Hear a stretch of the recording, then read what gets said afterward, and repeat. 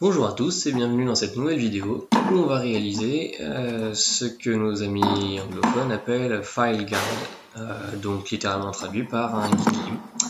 Donc pour ça on va commencer avec une pièce en acier. Ici c'est issu d'un guide de tronçonneuse et on va découper deux rectangles qui ont à peu près les mêmes dimensions. Alors quand on travaille un guide de tronçonneuse, il faut prendre en compte deux choses. La première, c'est qu'il est probablement déjà trempé et qu'il a déjà suivi un revenu. Donc c'est bien de le recuire avant. Et aussi, on ne peut pas utiliser les côtés parce qu'il y a déjà une entaille, parce que justement c'est un guide en fait. Donc pour ça, on va utiliser tout simplement notre meuleuse pour découper notre forme, enfin les deux formes qu'il nous faut, aux bonnes dimensions, du moins à peu près aux bonnes dimensions.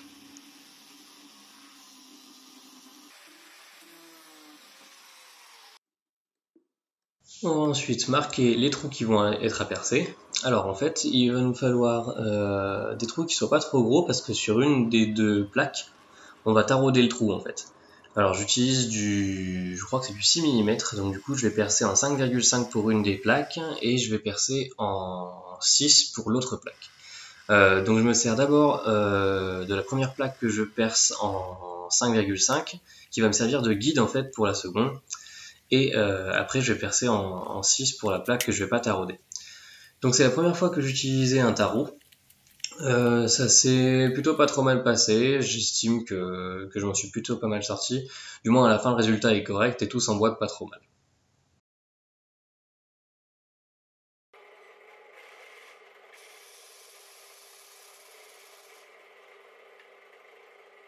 Voilà, donc là je reperce ma deuxième plaque, celle qu'il ne faut pas tarauder, donc en 6 mm pour pouvoir insérer ma vis dedans.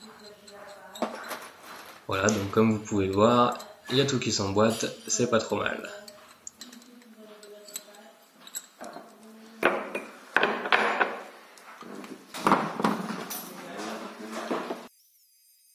Maintenant qu'on est sûr que nos pièces vont pas bouger l'une par rapport à l'autre, on va pouvoir passer à tout ce qui va être la phase d'usinage, et en fait ça va être rendre nos pièces exactement les mêmes. Le but là, c'est d'avoir les deux plus longues, notre longueur qui soit tout à fait plate en fait, parce qu'elle va nous servir de support lorsqu'on va limer. Donc on dégrossit tout ça à la meuleuse et ensuite on passe à la ponceuse en essayant de bien rester perpendiculaire. Donc voilà, donc ici j'ai fait ce que j'ai pu, j'ai pas vraiment le meilleur matériel pour ça, mais on va dire que globalement c'est à peu près plat. Je pense que je m'en suis pas si mal sorti, le seul problème que j'ai c'est peut-être que c'est pas parfaitement perpendiculaire, et ça je sais pas trop quoi y faire. On passe ensuite à la trempe, donc on va tremper chacune des plaques séparément. Donc ici rien de très compliqué, il faut juste monter ça à la bonne température, et ensuite on trempe dans l'huile.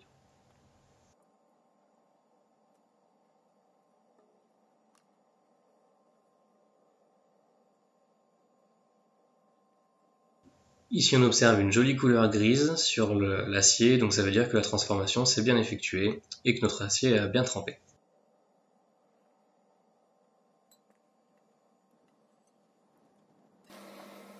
Donc j'ai fait un revenu léger au four, à quelque chose comme 100 degrés à peu près. Le but ici c'est de garder un maximum de solidité, parce qu'il faut que notre acier reste plus dur que la lime, même après le revenu.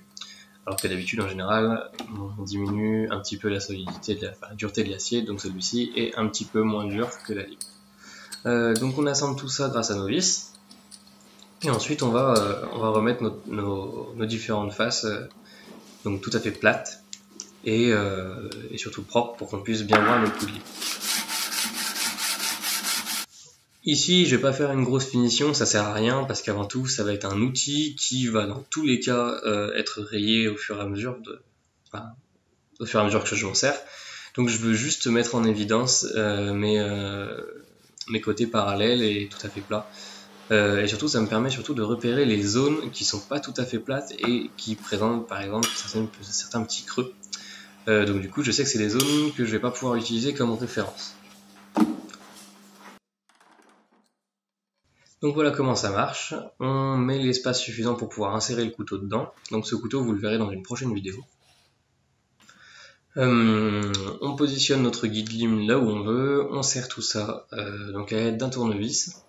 Et en fait, grâce à ça, la lame ne va plus bouger et on va pouvoir se servir du guide lime justement comme un support contre lequel on va venir limer.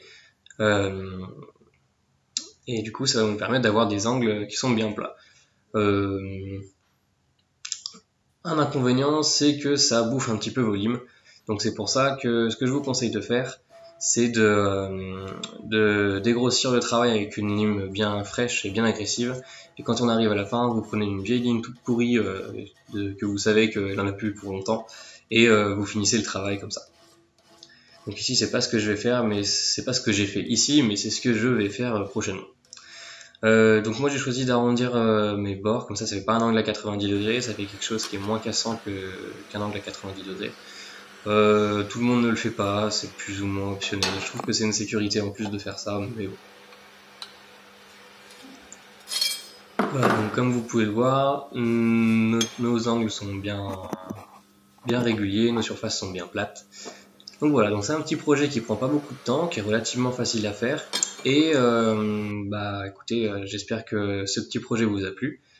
Si c'est le cas, n'hésitez pas à vous abonner, à laisser un like sur la vidéo et à me dire ce que vous en pensez. Voilà, à la prochaine.